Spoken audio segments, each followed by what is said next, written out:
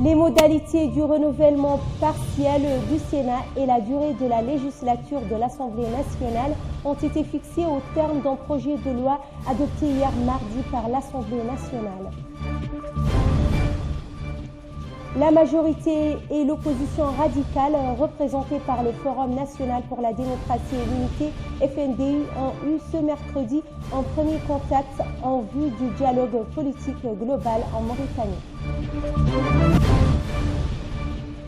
Le Premier ministre et le gouvernement ivoirien ont démissionné mercredi pour permettre au président Alassane Ouattara, réélu en octobre, de relancer son action qu'il veut plus efficace pour le début de son deuxième mandat. Bonsoir et bienvenue. Les modalités du renouvellement partiel du Sénat et la durée de la législature de l'Assemblée nationale ont été fixées au terme d'un projet de loi adopté hier mardi par l'Assemblée nationale.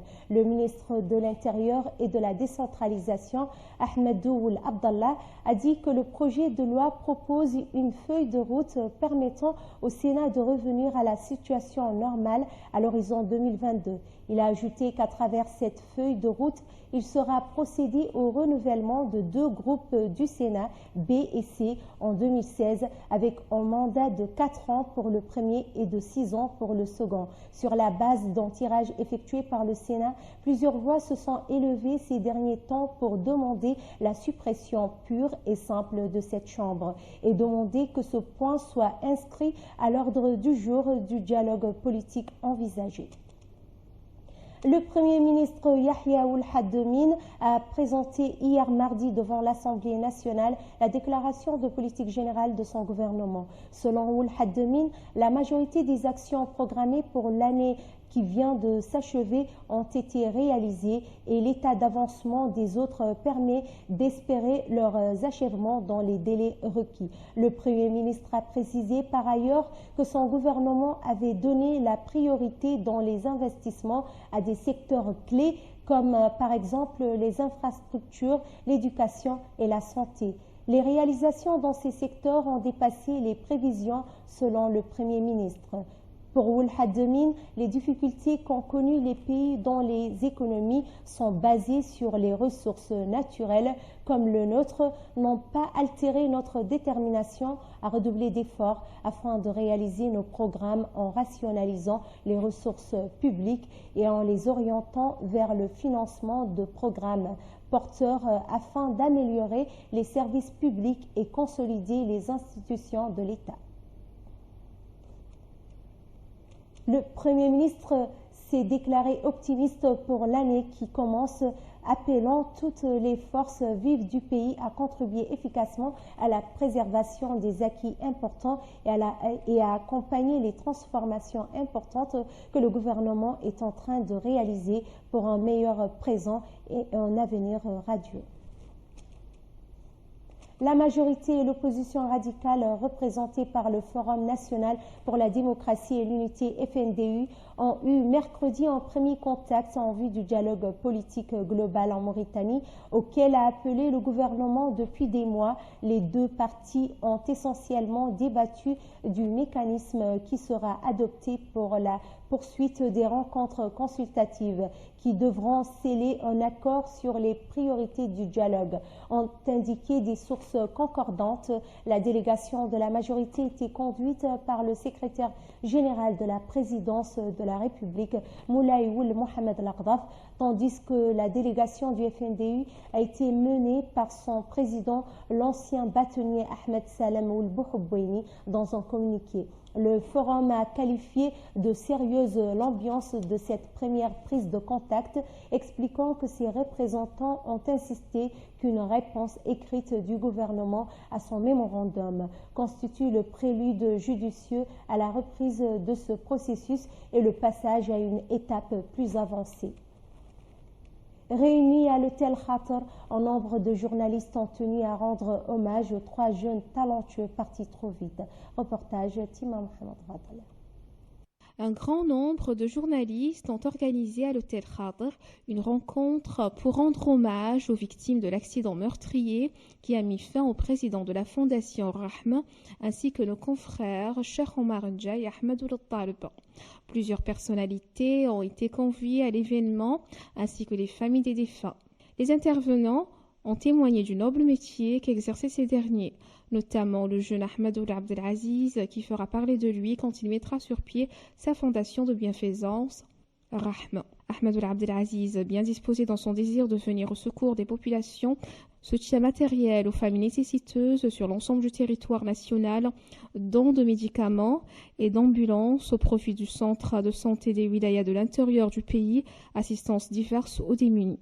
Lors du tragique accident, il était accompagné par le journaliste Cheikh Omar Ndiaye et Ahmed Ould Taleb qui étaient en mission de presse en compagnie du fils du président, Ahmed Ould Abdelaziz. Ces derniers apportaient de l'aide et des dons à des familles démunies. Ces journalistes, donc professionnels, ont tenu à rendre hommage à ces trois jeunes talentueux partis trop vite, notamment les qualités marquantes d'Ahmed Ould Abdelaziz. Le ministère de l'Élevage, par le biais de la Direction du développement des filières animales, a organisé mercredi une journée de réflexion sous le thème « Réalité et perspective ». La journée qui profite aux acteurs principaux dans le domaine département ministériel, investisseurs nationaux et internationaux et organisations professionnelles des éleveurs, vise à mettre en relief le rôle de ce secteur et l'organiser en vue de mettre fin à la marginalisation et à la récession dont il a souffert au cours des dernières décennies. Selon ses organisateurs, la cérémonie d'ouverture de cette journée a été marquée par un discours de la ministre de l'Élevage, Mme Fatma Val Menteswena, dans lequel elle a souligné l'importance accordée au secteur des ressources animales à l'égard de son importante contribution à la sécurité alimentaire et à la lutte contre la pauvreté.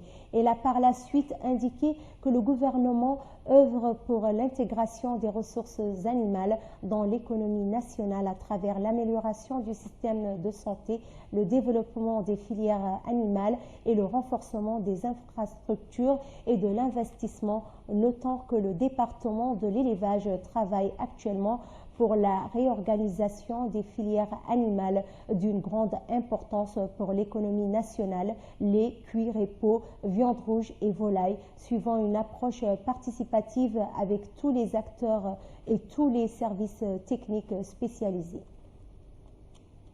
Les colporteurs essaiment les rues de Nouakchott, proposant à la clientèle une camelote aussi diverse que variée. Derrière chacun se révèle une histoire, celle de toute une vie. À l'image de Saad Ould Bilal, marchand de chaussures de son état sur un trottoir de la capitale, qui s'est improvisé marchand de savates à défaut de mieux. Reportage. Saad Ould Bilal est un vendeur de chaussures, un métier qu'il exerce par nécessité pour échapper aux affres du chômage, de l'incurie, du désœuvrement, de la misère. Appartenant à une famille pauvre, il a dû faire contre mauvaise fortune bon cœur, se retrousser les manches et travailler pour gagner sa vie avec dignité. Et c'est ainsi qu'il s'est retrouvé aux environs de la capitale sur le trottoir assis devant un étal de chaussures, sous un soleil de plomb à la merci des intempéries et des tracasseries de la part des autorités. Je travaille dans ce marché depuis quelques années. La mairie ne fait que nous chasser. Nous sommes ici tous les jours sous le soleil fatigant. Nous espérons être dans de meilleures conditions. Saad a dû casquer bien des fois parce qu'il ne possède pas des chapeaux à la rigueur de place dans le hangar mis à la disposition des colporteurs. Des vendeurs à la criée qui infestent les divers marchés de la capitale, il exhorte les pouvoirs publics à accorder un hangar aux marchands de chaussures qui parcourent les rues et à fournir du travail aux jeunes pour les sauver du désœuvrement et des mauvaises tentations. Un véritable cri du cœur de la part de Saad qui en a connu des vertes et des pas mûres durant de longues années dans la jungle de la ville de Nouakchott.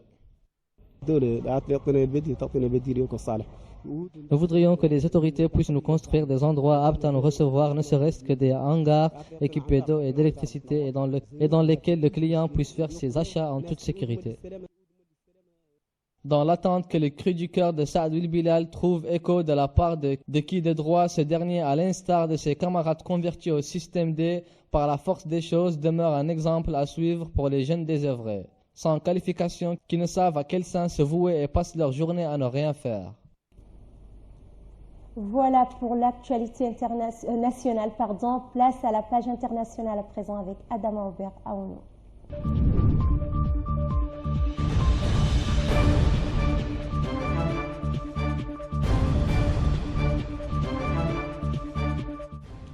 Le Premier ministre et le gouvernement ivoirien ont démissionné mercredi pour permettre au président Alassane Ouattara, réélu en octobre, de relancer son action qu'il veut plus efficace pour le début de son deuxième mandat.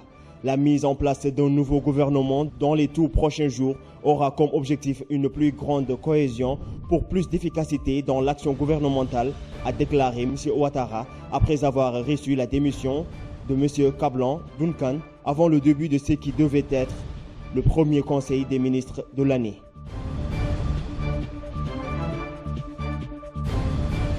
La tentative du groupe État islamique de s'emparer de terminaux pétroliers dans le nord de la Libye est jusqu'à présent un échec. Face à des milices armées certes divisées mais aguerries et très efficaces si elles mettent de côté leurs divergences, constate Patrick, ex-diplomate français et spécialiste de la Libye. Au plan militaire, c'est un échec. Ils ont essayé symboliquement de s'attaquer à des sites pétroliers, ce qu'ils ont déjà fait par le passé. Cette fois, ils ont attaqué sur deux axes.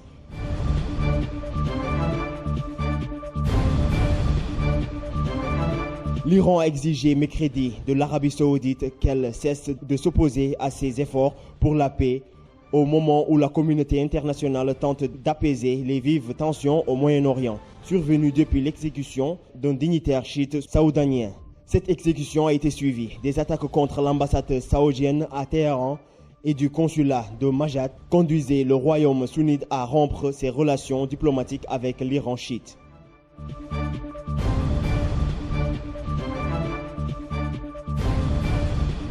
Des tensions contre des lieux de culte au sud de Bagdad réveillent les craintes d'une escalade des tensions entre sunnites et chiites et d'un retour de la guerre civile qui avait ensanglanté l'Irak il y a une décennie. Frontalier à la fois de l'Iran et de l'Arabie saoudite, l'Irak est majoritairement chiite mais compte une importante minorité sunnite. Ces deux communautés s'étaient violemment affrontées en 2006 et 2007, mais les experts estiment improbable le retour de telles violences à grande échelle.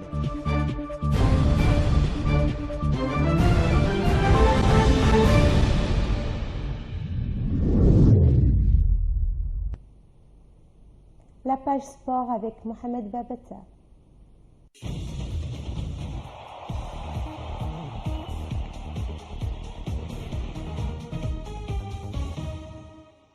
Exceptionnellement ouvert à un public forcément tout acquis à sa cause, le premier entraînement de Zinedine Zidane à la tête du Real Madrid a vu mardi matin, à la veille de l'épiphanie, les sourires revenir sur les visages des merengues.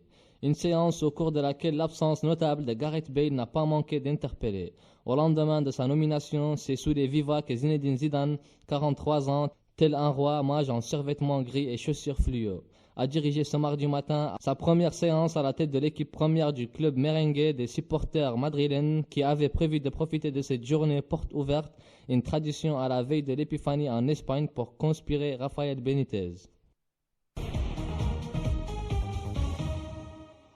Selon la presse britannique, Zinedine Zidane et le Real Madrid seraient prêts à offrir plus de 130 millions d'euros à Chelsea pour recruter Eden Hazard ou à inclure Gareth Bale dans la transaction. C'était inévitable, avec la nomination de Zinedine Zidane à la tête du Real Madrid, les rumeurs de transfert les plus folles n'allaient pas tarder à fleurir. Et 2 jours seulement après sa prise de fonction officielle, c'est les Daily Star qui lancent les hostilités. Selon le tabloïd britannique, les merengues seraient prêts à casser leur tirelire pour recruter Eden Hazard, un renfort qui coûterait 100 millions de livres sterling à la Maison Blanche, soit plus de 135 millions d'euros. Le technicien catalan va rejoindre la Première Ligue la saison prochaine, mais on ne sait pas encore au sein de quel club. Pep Guardiola a dévoilé en partie son avenir professionnel ce mardi pour sa première conférence de presse depuis l'annonce de son départ du Bayern Munich en fin de saison. J'ai besoin d'un nouveau défi et je voudrais en profiter pour entraîner en Angleterre, a déclaré l'ancien chef d'orchestre du Barça, cité par le site web de Bild. J'ai des offres mais je n'ai encore rien signé. Avant de développer, je veux connaître de nouveaux stades, de nouvelles villes, de nouveaux restaurants. 3 ans suffisent dans un club.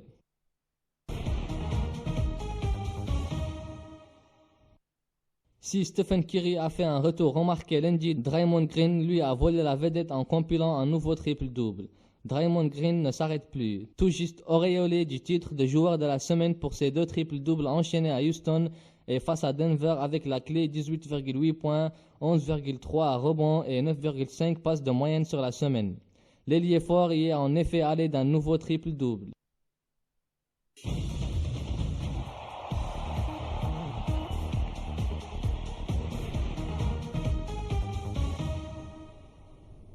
Le rappel des titres. Les modalités du renouvellement partiel du Sénat et la durée de la législature de l'Assemblée nationale ont été fixées au terme d'un projet de loi adopté hier mardi par l'Assemblée nationale. La majorité et l'opposition radicale représentées par le Forum national pour la démocratie et l'unité, FNDU, ont eu ce mercredi un premier contact en vue du dialogue politique global en Mauritanie.